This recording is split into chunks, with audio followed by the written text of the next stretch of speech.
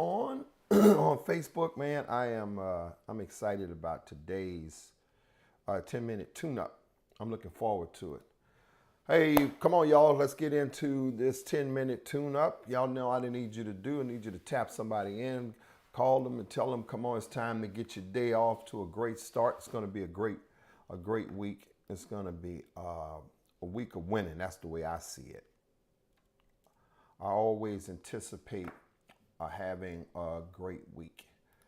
So I hope you do the same. So it's gonna be a good 10-minute tune-up. So we're gonna get started. Good morning, Miss T. How are you? Appreciate you being over on Facebook. Thank you for joining us. Come on, tap somebody in. Hey, Sister Rhonda, how are you? Good morning, everybody. Good morning. We're gonna get started in a minute. We'll get our time started in just a bit. What's up, Sister Nadia? Hey, Sister Mia.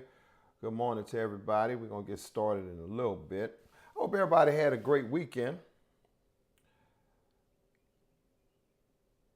Did y'all enjoy your weekend this weekend? Wasn't too hot. Didn't have too much going on. Got a chance to relax and to refresh. I know this is family reunion time, y'all. Good morning, Elder. How are you? This family reunion time on this weekend. I got a chance to see a couple of my graduating class, man, and that's always incredible for me. We're going into our 45th year. 45th year, man. 45 years. That's a considerable time. But it's always good to see people that are still here. Hey, Sister Kwan over on the conference line. Y'all help me to tap somebody in, get some other people to be a part of this 10-minute tune-up today so they can get their week off started great, and it could be a blessing to them also. Oh, man. Yeah, we're going to get started in just a minute, y'all. Good. Everybody had a great weekend. Good. Awesome. Elder Dexter, man, them crackers, man, they lit into them. I still have some more left, though. I still have some more left. Thank you for them. I appreciate them. I appreciate you. Big sis, thank you. Okay, so we're gonna get started, man, because I know a lot of people have man, you got your day is power packed. And so we're gonna get right into it. So let me get my time started. Let me get my time started. Look at me. Okay, so let's get in. So here's what I want to talk to you about today, which I believe is really, really important for us as believers. You know, those of us that are believers. When I say believers, we all believe in God. We believe that God is real, and we believe Him to be the creator of all life and everything that exists. So I'm talking to you today. And what I want to talk to you about is about life, right? About life. How you approach life is critical. It's really, really important. You cannot go into life without understanding it and being aware of it and how it actually works, because if you do not have a sense of awareness about how life is and how it functions, then sometimes it'll be futile. You won't be productive, or it will be frustrating. You'll find yourself frustrated about life. The Bible talks a whole lot about a subject that I don't really think that we really explore or talk about to any great extent. And it's just one word. It's balance. It's balance. Now, I can remember talking to you guys about this before, maybe a year or two ago, a couple of years ago. But it's not something that does not deserve reiterating, if you will. It's not something that does not deserve reiterating. And here's the reason why. The reason why is the Bible talks about and how God presents life as not being linear, right? Solomon talks about it in the book of Ecclesiastes about life not being linear. The Apostle Paul talks about life and not being linear in the New Testament. When Solomon talks about life in Ecclesiastes, he says in chapter 3, he says there's a time and a season for everything, meaning life is not linear. You can't explore life and you can't experience life on one level in one plane because it doesn't work that way. That's not how life is. So you've got to have balance. You got to know that there's a time to cry, but then there's a time to laugh, right?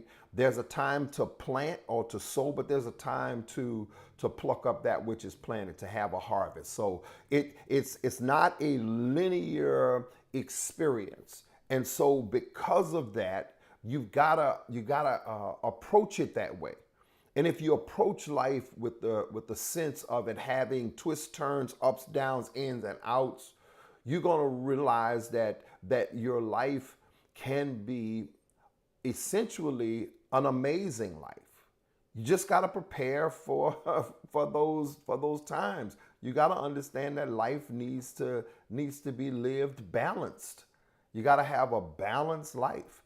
And I want to talk to you about several things real quickly about how to look at life when it comes to life being balanced. Here's the first thing, which is really important. You got to acknowledge and appreciate the blessings that you have while believing God for next level living.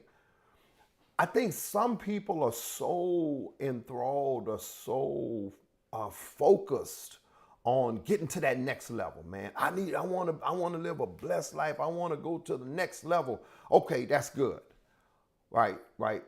You got to expect and believe that God can always give you more than what you have. That's the way God wants you to live, because that's living by faith. That's living the kind of life that depends on God to always take you higher than where you are. But you gotta acknowledge and appreciate the blessings that you have right now. You can't forget what God is doing in your life right now.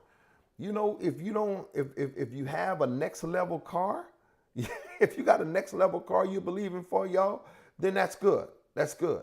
But you gotta thank God for the car that you already have.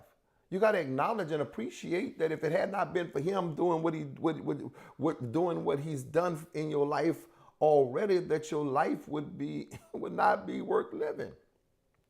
So you got to acknowledge and appreciate the blessings that you have while you believe in God for that next level. I'm going to the next level, but while I'm on the next level, Lord, I just want to thank you for what you're doing right now. Do I have anybody that can witness with me right now? If you're on the chat, man, if you're on Facebook or YouTube, man, you got to put some fire in the chat. Say, yeah, Pastor, I am with you, man. God is doing some tremendous things in my life.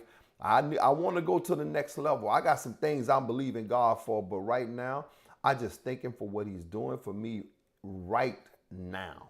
I thank him for what he's doing right now. Here's another thing that we got to understand when we approach life in a balanced way. You got to intentionally take time to rest your soul without allowing yourself to become lazy and complacent. What am I saying? You know, when we think about, here's what I want you to hear. When we think about our soul, we generally don't think about our soul needing rest, right? And so our soul is made up of 5 components. It's your imagination, it's your will, it's your emotion, it's your mind, right? And it's your intellect. Those 5 things can get overwhelmed. Emotionally, you can become overwhelmed. Your mind can become overwhelmed. Yeah. Your intellect, you're always processing things. You that analytical person, you're always processing things, trying to figure out how it's going to work, right?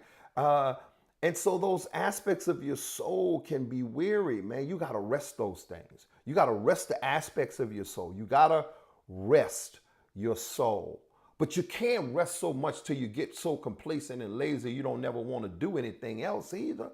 Come on, that's balance. Rest your soul, but realize at some time after the rest is for you to go on and do some more work. Yeah, you can't become lazy and complacent. Here's another one, because I don't want to run out of time. I want to give you all the leads, which is you gotta be focused and effective at the natural things that life requires. But you got to make sure that you spend quality time making sure that your soul grows, or your spiritual growth is being cared for. In other words, this life we live it in ways that requires natural things. You got to go to work, right? You got to take care of the children. You got to cook. You got to do all those things, right? All of those natural things. You got to enjoy life. You got family. You got all of these things, all this natural stuff that you got to be responsible for. But you can't be so responsible for these natural things that you don't spend no time on your spiritual growth. How much time are you spending with God? Or do you spend way more time with the stuff that's natural than you ever spend with God, and growing your relationship with God and enhancing your relationship with God, and becoming that spiritual person that you need to be? When I say spiritual, I'm talking about spiritually aware and connected to God. Do you spend some time with God? At least if you got 7 days, at least 7 hours out of that 7 days you can give to God. 10%. Come on, man. You can give God some time, can't you? You got to grow spiritually. So you gotta focus on that and be good at everything else you got to do. Because y'all women, man, I got to take it off to y'all women. Y'all know how to juggle things, man. Women know how to do a whole bunch of stuff. Now, brothers, I'm not talking that we can't. I'm saying women have mastered this thing, man. They can cook, they can parent, they can clean, they can do all this stuff. Okay, let me hurry up because I got 2 more. Okay, here's the next one. I'm gonna try and hunk it off to y'all in these next few seconds. You got to understand that there's a today and tomorrow. I've got to be concerned about how I handle my today, but I also got to be aware that there's a tomorrow coming, right? I can't just spend everything that I have on today, my energy, my finances, my emotions, everything. I can't put it all in today and not have nothing left for tomorrow. I got to understand that there's a tomorrow coming. So I can't just live for the day. Too many people are living just for the day and not thinking that there's going to be a tomorrow. Man, you got a tomorrow coming. So you got to be balanced. Yeah, I got to save for tomorrow. I want to retire, so I got to save for that. I got to live today, but I got to save for tomorrow. So there's a tomorrow coming. Okay. I got to give this one. I got to give this one to y'all. So I'm over a little bit, but here's the other thing, which is the crumb de la crumb. This is the cherry on top. And the balance is between service and self. Service and self. What does this mean? You got to do your part helping other people, because we're called to help other people. That's what God, He wants us to be recipients of people's help. So we got to help other people, right? You got to invest time in other people. Do your best to help other people. But you can't forget yourself in the process. You can't be out winning the world and leaving yourself unnurtured, untaken care of. You don't spend no quality time on you and with you. Yeah. And when I say quality time on you and with you, I'm talking about, no, what I'm saying is this. And listen to what I'm saying. I want y'all to hear this really succinctly. What I'm saying is that sometimes you just need to be by yourself.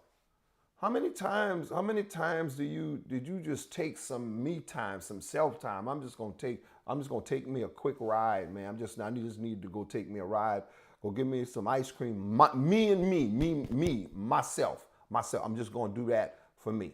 I'm gonna take me some time, get me some ice cream, and just chill, right? Because we are so focused, man, on conquering the world and helping everybody else with their challenges, their problems, their issues. My children need me on this. I gotta make sure that they on their grind. So I gotta take time to do what I need to do to help them to get to the next level and all of this kind of stuff. And you ain't spending no time for yourself. You helping them to get to the next level. You forgetting all about you. You ain't even thinking about you. You servicing everybody else, but you don't spend no time with you, right? But it's the flip flop too, y'all. That's another side to that. You can't just be about yourself. All you are about you. That you don't help somebody else. That you don't spend time with other people to help them to get to the next level that they need to get to. All right, y'all, I'm done. I'm done. My time was up, but I had to give you that last one because that is so important. You know, there's what's called the law of reciprocity. And the law of reciprocity says is something reciprocate. Okay, that might be too technical. The law of sowing and reaping. Y'all know that. The law of sowing and reaping. Where what you give out is gonna come back. So if you don't give nothing out, you can't expect nothing back. But if you give out, you can't expect something to come back to you. That's how it is in life. If you give out to people, people will give back to you. May not be the same people, but people are gonna give back to you. All right, y'all, I'm a few minutes over. Thank y'all for indulging me today. So listen, live life balanced. It is definitely not linear. It is not linear. You're going to have some ups and downs, some ins and outs, but I believe that the Spirit of God is going to help you live this life in an effective way, and it's going to be excellent. It's going to be amazing. Come on, y'all, let's go out there and live an amazing life because we have an amazing God. Have a great Monday. This is Motivation Monday, 10-minute tune-up. Hey, Sister Erica, what's going on, girl? How are you? Elder Gilder, thank you for being on over on our conference line 1070. Appreciate you for being on 3551. Appreciate you on. Hey, Sister LaShandra, how are you? Sister Yolanda, what's up? How you doing? Appreciate you being on also. Hey, Miss Queen, what's going on, girl? How are you? I appreciate you being on also. Listen, y'all have an amazing Monday. Live life on purpose. Have an amazing life. And remember, the only way you can have an amazing life, you got to serve an amazing God. And we do. All right, y'all. I'm out.